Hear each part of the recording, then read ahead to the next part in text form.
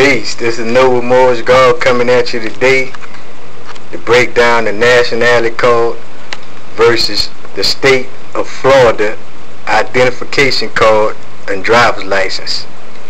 We're going to break down which one is real and which one is fake. You know what I'm saying? The nationality code is for real, which deals with free individuals, and the driver's license and state ID is a legal fiction. Now we're going to break down what a legal fiction is. Okay, so pay close attention. Right here we got the nationality card. We got Black Law Dictionary. And we got the machete back there. Okay. Now check it out.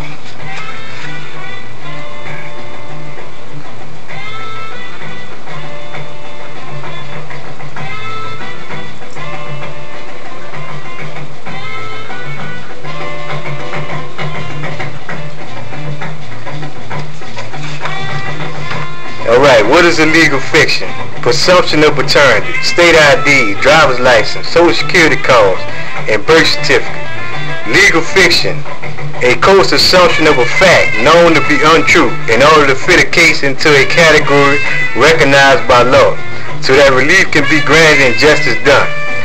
An assumption contrary to fact that is made by the law for reasons of policy or practicality. For example, the presumption of paternity from the Randall's House Webster Dictionary of the Law, from the Black Law Dictionary 3rd edition 1891. Ficto, a Roman's law, in it and a fiction, an assumption or supposition of the law. The object of the fiction was to give the court's jurisdiction. Fiction, an assumption or supposition of law that something which is or may be false is true, or that a state of facts exists which has never really taken place. New Hampshire, Stafford Bank v. Cornell, State of New Hampshire. Assumption for purpose of justice of a fact that does not or may not exist. Dudo v. Stacker, Colorado. Now, if you read and study this definition closely, you will see why the so-called powers that be will always want you to operate as a 14th Amendment fiction person, to get you under their control and have jurisdiction over you. The following document is what they use to make you a legal fiction. But legal fiction does not exist because legal is pertaining to law and fiction is an assumption to the law, make-believe, unreal. Alright? Example of the legal fiction is the Florida State ID. According to the Florida Statute 322.08, application for license, requirements for license and identification cards. Florida Statute Title 23, Chapter 322.08, application for license, requirements for license and identification cards. Each applicant for a driver's license shall be made in a format designated by the department and sworn to or affirmed by the applicant as to the truth of the statements made in the application. Each such application includes the following application information regarding the applicant: A. Full name, first, middle, or maiden and last name, gender, proof of social security number, satisfactory to the department, county of residence, mailing address, proof of resident address, satisfactory to the department, county, country of birth, and a brief description. Proof of birth date, satisfactory to the department. Proof of identification, satisfactory to the department. Such proof must include one of the following documents issued to the applicant. Alright? And right now we can see where the fraud or the fiction is taking place, because they ask you to provide proof of your address, proof of social security card, mailing address, county of birth, and all these things must be satisfactory to the department. Alright? Now, proof of social security. Okay, your social security card is a card that's issued by the Social Security Administration, which is nothing but a tax identification number.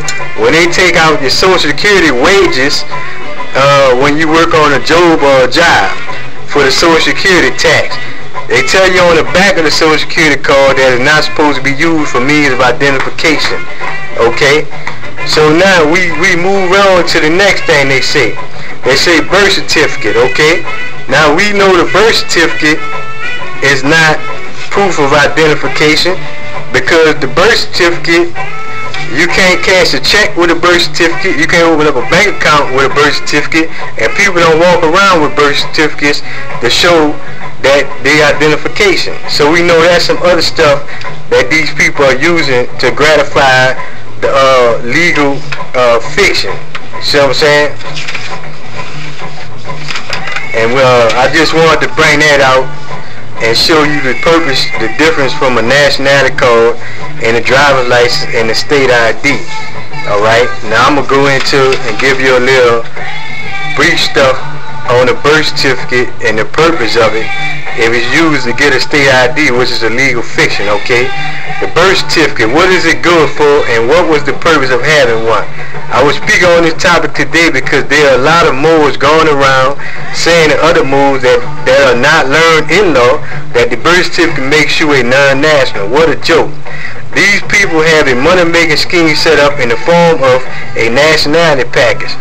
They are very much misguided, and they wish to misguide others. First of all, let me state what the Moorish Quran says about nationality.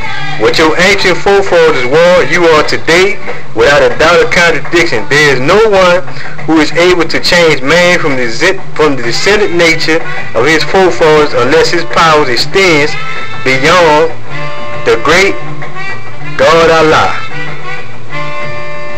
So with that statement quoted, I would like to ask those imposters, does having a birth certificate make it more? A non-Moor? Answer, no. According to the Moorish Quran. Alright, now back to the birth certificate. Where does it come from? Well, the U.S. birth certificate is almost a carbon copy of the British registry system. When the concept of nation states developed in the Middle Ages, the birth certificate came on the scene. Now let's take a look at the British law that recognized citizenship on the basis of birth. As the British was building their empire around the world, proof of British birth became a valuable document. The British introduced the form of birth registry to the nations they took over: India, China, Canada, and Australia. Birth certificates in Great Britain is an accepted form of identification, but in the U.S. they are not. What I mean that is you cannot cash a check with a birth certificate, nor can you open a bank account with a birth certificate. In the U.S. states, a birth certificate is not considered to be an operational identification document. People do not commonly carry around birth certificates to use as proof of identity. In the United States, birth certificate is proof of birth, not proof of identity. Now back to England. An original birth record is considered a legal document, but not in the U.S. So there it is. So much for the imposter Moors nationality packages. Now I will give out some game on the U.S. birth certificate and how it operates. Listen up, suckers.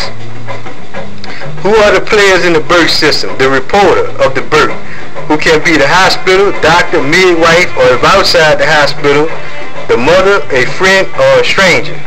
Okay? The next player is the woman giving birth and the father of the child, and then the person being born. Now the last player is the local county register and the state violence statistic bureau. Now listen up, suckers, this is very important. So if you won't get played by imposter Moors, before we get a state birth certificate, we get a hospital birth record. And the child is born, its date and time and birth, parents' name, age, and sometime the birthplace. At the bottom it will be signed by the doctor and attending nurse. First part of the game, fake Moors won't tell you. Okay? After a few days later, a county register will receive a hospital a record of birth. The county clerk will then write in the details from the hospital birth record. From here it goes to the state level.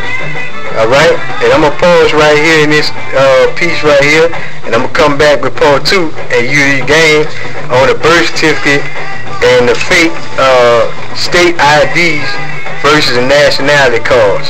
Alright? Peace.